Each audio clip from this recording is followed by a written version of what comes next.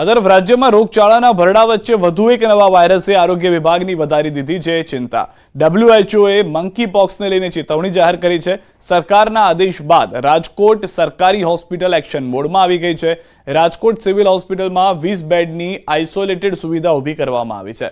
Monkey પોક્સના case માટે નવી બાળકોની હોસ્પિટલમાં 10 બેડ સુવિધા ઊભી કરવામાં આવી છે। તેમજ જરૂર પડશે તો વધુ બેડની સુવિધા વધારવા પડે તે માટે પણ આયોજન કરવામાં આવશે અને શંકાસ્પદ દર્દીના સેમ્પલ લઈ અમદાવાદ મોકલવામાં આવશે।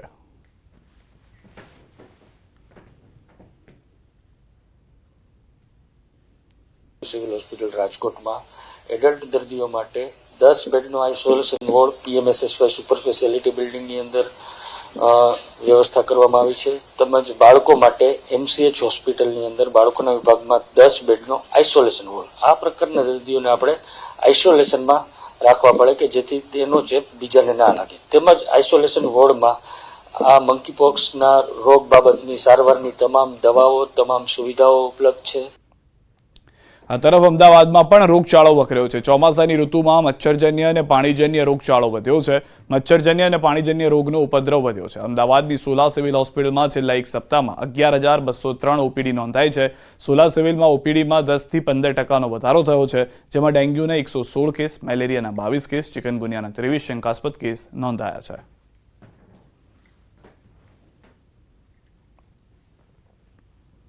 ગયા અઠવાડિયામાં અમારી હોસ્પિટલમાં ઓપીડીમાં લગભગ 11,203 દર્દીઓ નોંધાયેલા।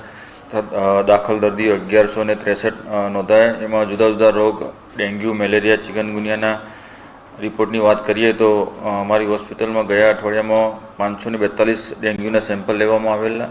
એમાં 116 દર્દીના રિપોર્ટ પોઝિટિવ આવેલા તથા મેલેરિયાના 525 સેમ્પલ લેવામાં આવેલા। એમાં 22 દર્દીના રિપોર્ટ પોઝિટિવ આવેલા તથા ચિકનગુનિયા 23 સેમ્પલ લેવામાં આવેલા। એમાં કોઈ પણ દર્દીનો રિપોર્ટ પોઝિટિવ ન હતો। ગુજરાત વિધાનસભાની અંદર ચોમાસુ સત્રના બીજા દિવસે નશાબંધી સુધારા વિધેયકને લઈને કોંગ્રેસે પ્લે કાર્ડથી વિરોધ દર્શાવ્યો, જેને લઈ ચર્ચામાંથી બાકાત કરવા સસ્પેન્ડ કરાયા। નશાબંધી સુધારા વિધેયક મુદ્દે કોંગ્રેસ નેતા અમિત ચાવડાએ કહ્યું કે ગુજરાતમાં પીવાનું પાણી ન મળે પણ દારૂ મળી જાય છે। હવે દક્ષિણ ગુજરાતના દરિયા કિનારાથી પણ ડ્રગ્સ પકડાય છે। ભ્રષ્ટાચાર ખુલ્લો ન પડે એટલે દારૂ મુદ્દે ચર્ચા ગૃહમાં નથી થતી। દારૂ મુદ્દે ચર્ચા ન થાય તે અંગે સુનિયોજિત પ્લાન કર્યો, જ્યારે આ મુદ્દે ભાજપના મંત્રી બળવંતસિંહ રાજપૂત અને ઋષિકેશ પટેલે કોંગ્રેસ પર પ્રહાર કર્યા હતા।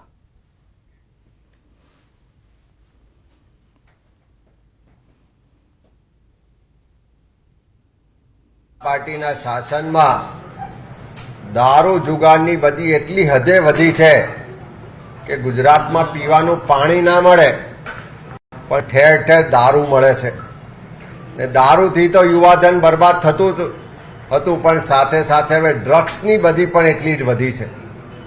આજે ગુજરાત ડ્રગ્સનું જાણે લેન્ડિંગ હબ બન્યું હતું। પહેલા તો કચ્છના દરિયાકાંઠાથી ડ્રગ્સ આવતું હતું, ત્યાર પછી સૌરાષ્ટ્રના દરિયાકાંઠેથી ડ્રગ્સ મળે અને હવે તો દક્ષિણ ગુજરાતના દરિયાકાંઠેથી પણ મોટા પ્રમાણમાં ડ્રગ્સ મળે છે અને ફાર્માસ્યુટિકલ કંપનીઓની આડમાં પણ ડ્રગ્સનું જાણે મેન્યુફેક્ચરિંગ હબ ગુજરાત બન્યું હોય એવી સ્થિતિનું નિર્માણ થયું છે। પ્રશ્નોત્તરીમાં જો ભાગ લીધો હોત એની સાથે સાથે એ રજૂઆત કરતા હતા કે અમને પ્રશ્ન અમારો આવતો નથી। 116ની નોટિસ પણ આદરણીય અમિતભાઈની હતી, પણ છતાંય કોઈ કારણોવશાત એમને આમાં ભાગ ના લીધો અને માત્ર વિધાનસભાની અંદર જે પરિસ્થિતિ, જે સમયની જે કિંમત હોય એ મુજબની આખી અવ્યવસ્થા ઊભી કરી। જે પ્રમાણેનું પ્રદર્શન વિધાનસભાની અંદર કર્યું, પ્રશ્નોત્તરીનો સમયની શરૂઆત થઈ, એની સાથે પોઈન્ટ ઓફ ઓર્ડર ઉઠાવ્યો। પોઈન્ટ ઓફ ઓર્ડર ઉઠાવવા માટે માનનીય અધ્યક્ષશ્રીએ કહ્યું કે આ પ્રશ્નોત્તરીનો સમય પૂરો થાય એટલે પછી તરત જ હું તમને તક આપું છું, તમારે જે કહેવું હોય, જે પણ કોઈ પ્રકારનો પ્રશ્ન હોય તમે અહીંયા રજૂ કરી શકો છો, હું તમને પૂરતી તક આપીશ। પરંતુ ક્યાંક ને ક્યાંક એમને ગમે તે કામ હોય કે જે હોય એ અહીંથી ઝડપથી નીકળી જવું હતું અને પ્લે કાર્ડ બતાવી અને જે પ્રકારનું પ્રદર્શન કર્યું, માનનીય અધ્યક્ષના નિર્ણય પછી પણ એમને આ ઊભું ના રાખ્યું, આ કાર્ડો બતાવવાનું ચાલુ રાખ્યું અને તૈયારી સાથે જ હતા કે અમારે અહીંથી નીકળી જવું, એટલે એમાં સહયોગ આપી અમે પ્રસ્તાવ મૂક્યો। કામરેજને સુરત મહાનગરપાલિકામાં સમાવવા માંગ થઈ છે. સ્થાનિકોએ કલેક્ટરને આપ્યું છે આવેદનપત્ર. પાયાની સુવિધા પણ ન મળતી હોવાનો સ્થાનિકોનો આક્ષેપ છે. રસ્તા, ગટર, પાણી, સ્ટ્રીટ લાઇટની સુવિધા આપવા માંગ કરી. સરકારી દવાખાના અને સરકારી શાળાની પણ માંગ કરાઈ. ઉભરાતી ગટરોથી સ્થાનિકો ત્રાહિમામ છે. બોરનું ક્ષારયુક્ત પાણી પીવા મજબૂર. કામરેજને સુરત મનપામાં સમાવો તેવું સ્થાનિકો કહી રહ્યા છે.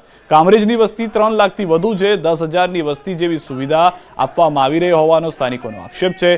કલેક્ટર રજૂઆત નહીં સાંભળે તો મુખ્યમંત્રીને મળીને રજૂઆત કરીશું તેવું પણ સ્થાનિકોએ જણાવ્યું છે.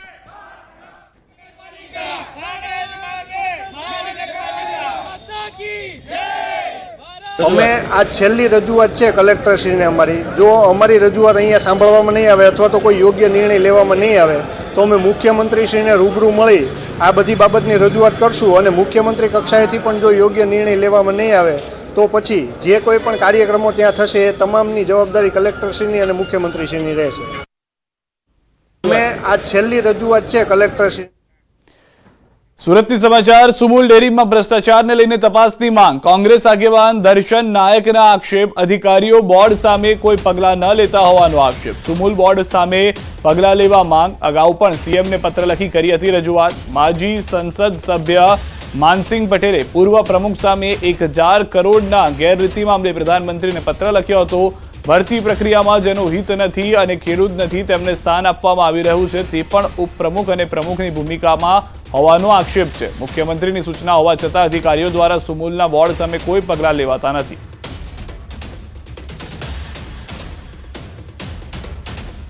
કે હાલમાં પણ જેની સામે આક્ષેપો થયા તે અને જે આક્ષેપ કરનાર છે પ્રમુખ ઉપપ્રમુખ તરીકે બંને કાર્યરત છે.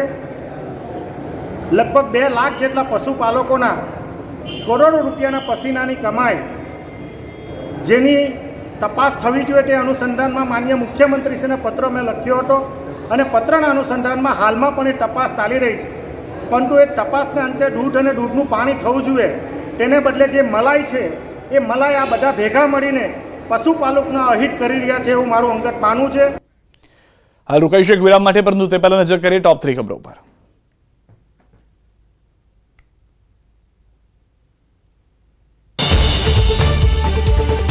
કચ્છમાં જુગારધામ પર ત્રાટકી પોલીસ. 18 જુગારીઓ સકંજામાં. ગાયક કલાકાર વિજય સુવાળા સહિત 30થી વધુ સામે ફરિયાદ. ગોધરા સિટી સર્વે સુપ્રિન્ટેન્ડન્ટ 8,000ની લાંચ લેતા એસીબીના છટકામાં.